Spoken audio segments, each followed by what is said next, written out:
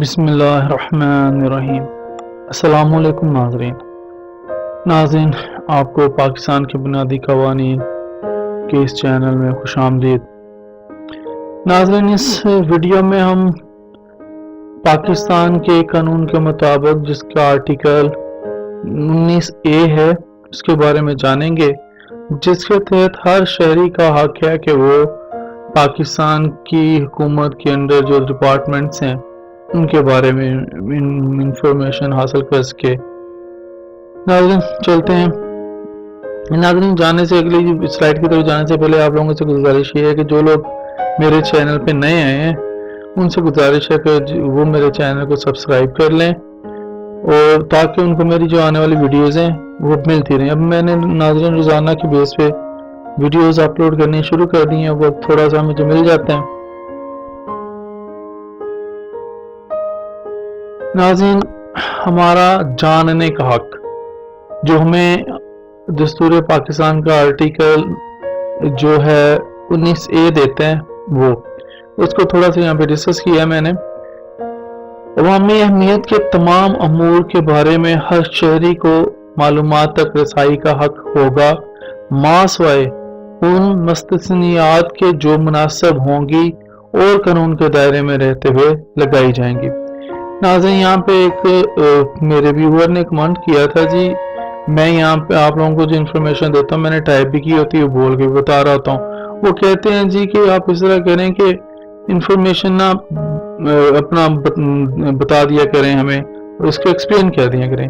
تو میں نے ان سے یہ کہا تھا کہ بھائی میں یہ اردو کا چینل ہے، میں اردو کو بھی فروغ دینا چاہتا ہوں، تو اس لیے میں لکھ کے بھی یہ دے رہا ہوں اور بول بھی دیتا ہوں ساتھ ساتھ نا، تاکہ لوگوں کو سمجھ بھی آگے، سننے والے سن بھی لیں اور جو پڑھ سکتے ہیں وہ پڑھ بھی لیں ساتھ میں۔ اور میرا ہے بھی مقصد یہی ہے، اردو کا نام میں نے اس لیے سال لگایا ہے، اردو کو بنایا یہ میں نے چینل اردو میں، تاکہ اردو بھی لکھی ہوئی ہے۔ تو ناظرین چلتے ہیں اگلی سلائیڈ کی طرف۔ پنجاب میں نافذ العمل پنجاب شفافیت اور معلومات تک رسائی ایکٹ 2013 کے تحت ہر شہری کو سرکاری محکموں سے معلومات تک رسائی کا حق حاصل ہے۔ اب ناظرین وہ معلومات کون سی ہیں وہ اگلی سلائیڈ میں ڈسکس کرتے ہیں۔ مثال کے طور پر ناظرین اس قانون کو استعمال کرتے ہوئے ہم یہ جان سکتے ہیں کہ نمبر 1 پہ ہمارے گاؤں کے اسکول کے لیے کس قدر فنڈز مختص کیے گئے ہیں۔ نمبر 2، کیا مختص شدہ فنڈز مناسب اور بہترین طریقے سے استعمال ہو رہے ہیں۔